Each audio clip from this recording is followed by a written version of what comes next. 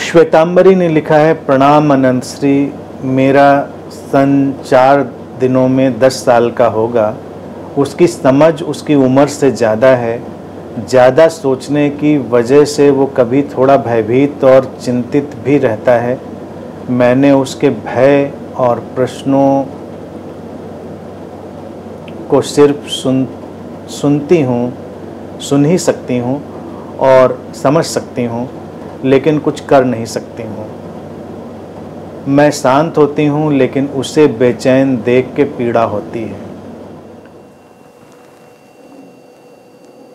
उसकी पीड़ा इतनी जल्दी मिटाने की कोशिश ना करें। ज़्यादा समझदार है तो खुश होने की बात है। पीड़ा के जंगल से गुजर के ही शांति का जो मरुद्यान है वो आता है।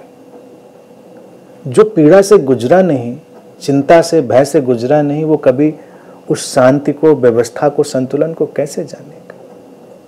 बच्चा है, विकसित होगा, उसके विकास में सहयोग दें। खुद शांत रहें। खुद शांत होना ही उसके लिए एक उदाहरण बनेगा कि ये भी एक स्थिति है। जीवन में शांत होना संभव है। वो प्रश्न उठाए, जितना समझ में आए प्रश्नों के जवाब दें, जो ना समझ में आए उसका जवाब ना दें। और क्या उम्र से कम, क्या उम्र से ज़्यादा, इस पर भी ध्यान ना दें।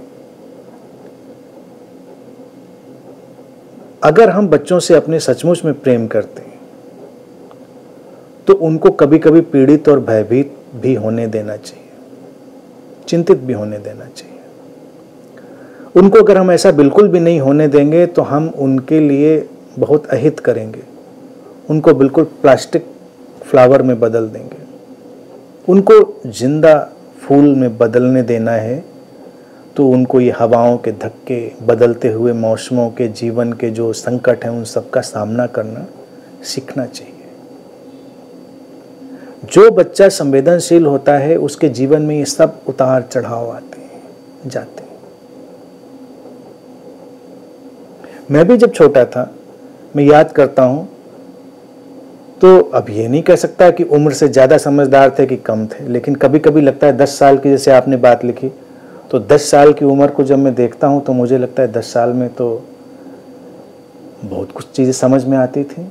कितना तो हमने 10 साल में पढ़ लिया था और कितनी चीज़ें 10 साल में हम लिखने लगे थे, वो सब मुझे लगता है।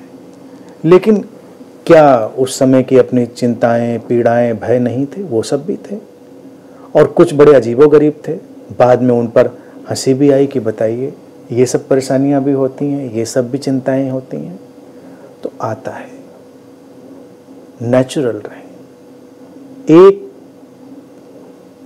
माँ होने का जो उत्तरदायित्व है वो उसके साथ बस प्रेम के साथ चलना। और जब कभी भय, चिंता, पीड़ा में हो तो उसको थोड़ा अकेला भी छोड़ना और थोड़ा साथ भी देना। इस कौशल को सीखना पड़ेगा। पेरेंटिंग एक चुनौती है और कला भी है। अकेला छोड़ना और साथ देना, इस संतुलन को साधना है और फिर वहीं से कुछ रास्ता निकलेगा, वो फूल खिलेगा। जिन फूलों को पीड़ा, बेचैनी, भय नहीं होता वो कभी खिलते भी नहीं। तो इसलिए ये अच्छा है, शुभ है, उसका स्वागत करें, उसके साथ चलें।